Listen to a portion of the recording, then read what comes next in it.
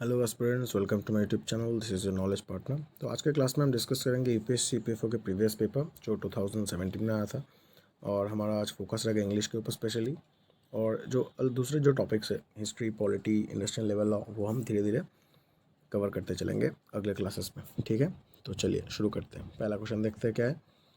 Which one of the following is the synonym of the word written in capital letters in the sentence.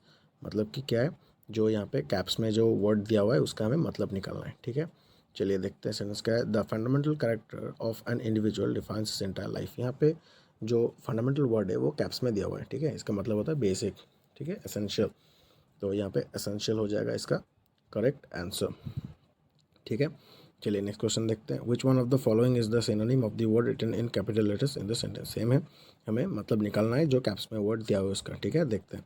She has the habit of using hackneyed and redundant examples from her past even while dealing with the future generation. ठीक है, जो यहाँ पे hackneyed है इसका हमें मतलब निकालना है। हैकनेड मतलब जो हटके नहीं है, ठीक है, क्लीशेड है। तो यहाँ पे ऑप्शन सी हो जाएगा आपका करेक्ट आंसर। ठीक है, हम दूसरे ऑप्शन भी कंसिडर करते चलेंगे इसका मतलब। तो देखते हैं क्या, इंडिफरेंट। इंडिफरेंट का मतलब होता है जो किसी भी सिचुएशन में कोई रिएक्शन नहीं देता। ठीक है, तो वो इंडिफरेंट रहता है। ठीक है, नेक्स्ट देखते हैं इमेजिनेटिव, मतलब जिसका इमेजिनेशन बहुत अच्छा है। ठीक है, इंप्रेसिव मतलब बहुत अच्छा होता है, ये हमें पता है। ठीक है, चलिए नेक्स्ट क्वेश्चन देखते हैं। Which one of the following is the synonym of the word written in capital letters in the sentence. Same है, देखते हैं। She is an immaculate soul whose presence makes all the difference. तो यहाँ पे immaculate जो है यहाँ पे कैप्स में दिया हुआ है और इसका मतलब हो जाएगा यहाँ पे स्पॉटलेस। ठीक है, ऑप्शन ए हो जाएगा इसका correct answer.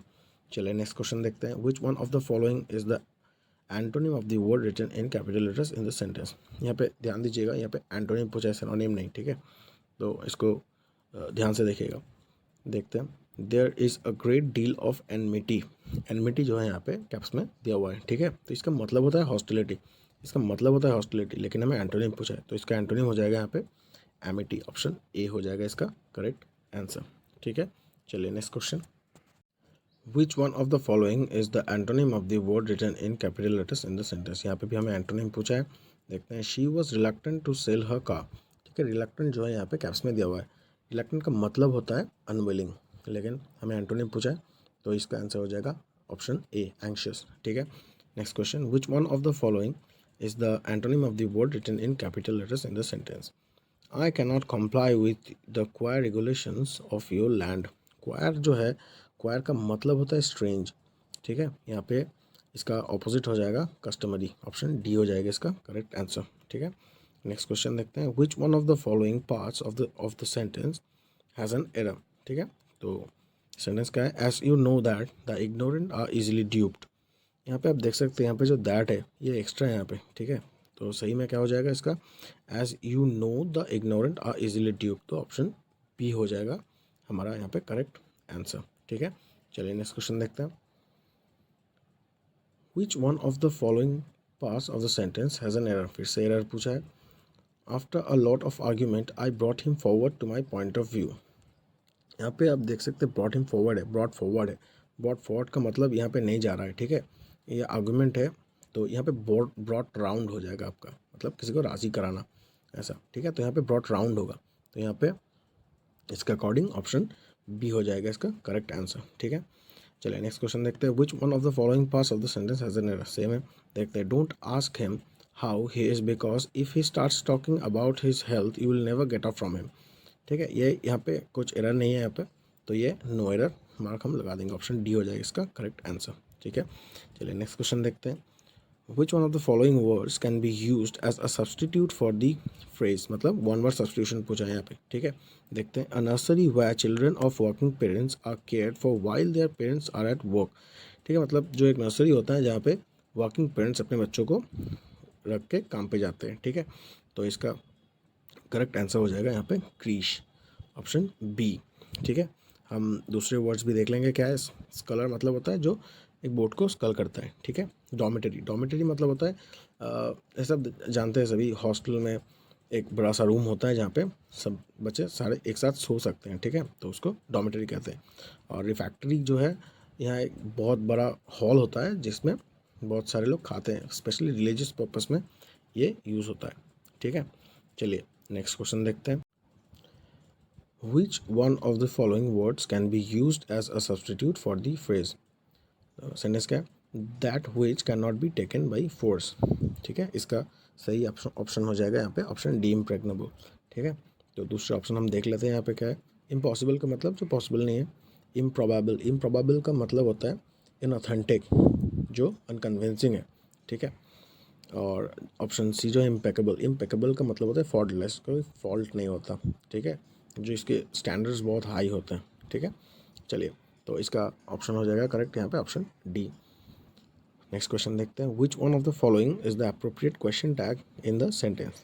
Take a seat, comma, तो यहाँ पे क्या हो जाएगा, take a seat, won't you, option C हो जाएगा इसका करेक्ट आंसर। ठीक है, तो नेक्स्ट क्वेश्चन देखते हैं, which one of the following is the appropriate question tag in the sentence. तो क्या पूछा है, anyone can make mistakes, can't they, option C हो जाएगा इसका करेक्ट आंसर। यहाँ पर जो कैन है इसको आप फोकस कर सकते हैं। ठीक है, कैन से एक ही है, तो ऑप्शन सी हो जाएगा इसका करेक्ट आंसर। ठीक है, तो नेक्स्ट क्वेश्चन देखते हैं, which one of the following phrasal verbs may be used in the blank space in the sentence. तो यहाँ पे हमें फ्रेजल वर्ब पूछा है। ठीक है, देखते हैं क्या है, he is fond of art and seems dash to be an artist, तो सूटेड है ब्रैकेट पे, तो इसका मतलब हो जाएगा यहाँ पे फिट आउट। ठीक है, ऑप्शन ए हो जाएगा इसका करेक्ट आंसर। नेक्स्ट क्वेश्चन देखते हैं, which one of the following phrasal verbs may be used in the blank space in the sentence. Phrasal verb पूछा है फिर से, We are happy in the beginning, but now all troubles have dash appeared. Appeared जो यहाँ पे हमारा इसका phrasal verb निकालना है, तो इसका सही आंसर हो जाएगा क्रॉप टॉप। ठीक है, क्रॉप टॉप का मतलब होता है appeared। ठीक है, नेक्स्ट क्वेश्चन देखते हैं, which one of the following phrasal verbs may be used in the blank space in the sentence.